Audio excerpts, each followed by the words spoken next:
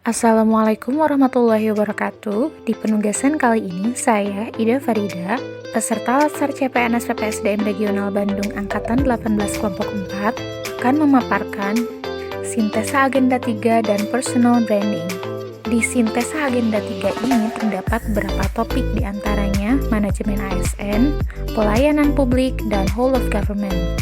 Manajemen ASN terbagi ke dalam beberapa bagian, diantaranya ada kedudukan, peran, hak dan kewajiban, serta kode etik.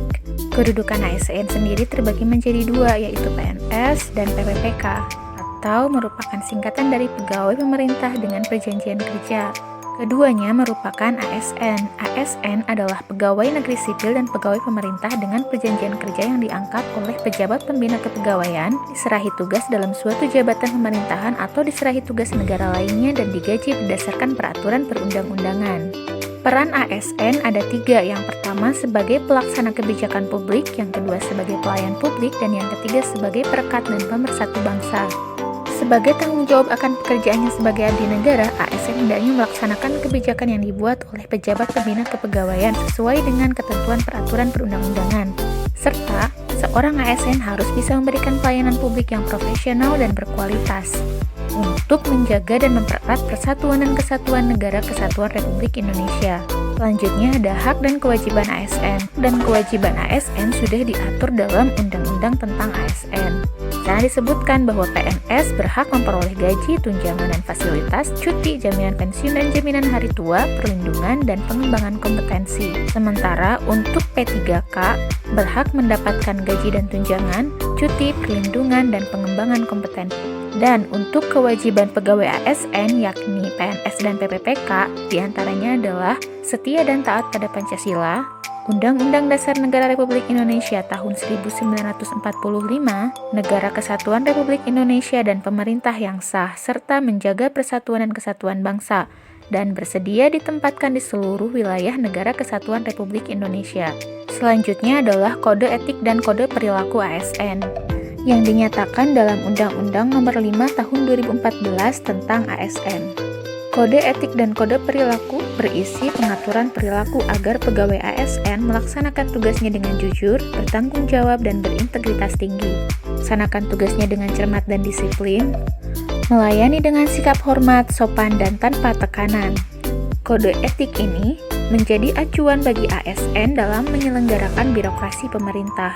Fungsinya adalah sebagai pedoman, sebagai standar penilaian sifat, perilaku, dan tindakan birokrasi, serta etika birokrasi.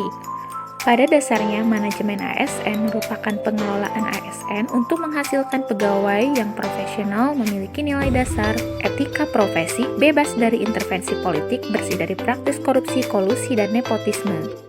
Kemudian, ada konsep sistem merit dalam pengelolaan ASN. Manajemen ASN ini menggunakan sistem yang dinamakan dengan sistem meritokrasi. Sistem merit adalah kebijakan dan manajemen ASN yang berdasarkan pada kualifikasi, kompetensi, dan kinerja yang adil dan wajar tanpa membedakan latar belakang, politik, ras, warna kulit, agama, asal-usul, jenis kelamin, status pernikahan, umur, atau kondisi kecatatan. Sistem merit ini dijamin oleh pengelolaan ASN yang lembaganya bernama KASN atau Komisi Aparatur Sipil Negara, Kementerian Pendayagunaan Aparatur Negara dan Informasi Birokrasi atau disingkat dengan Kemenpan dan RP.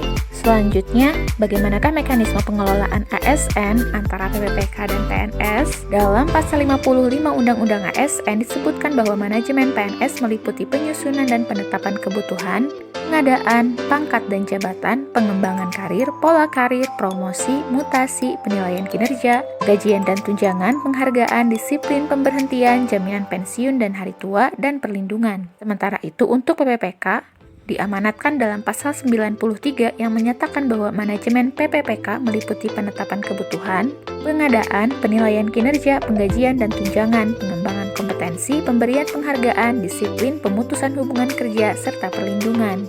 Selanjutnya adalah pelayanan publik, yang didefinisikan sebagai segala bentuk kegiatan pelayanan umum yang dilaksanakan oleh instansi pemerintah di pusat dan daerah, di lingkungan BUMN atau BUMD dalam bentuk barang dan atau jasa.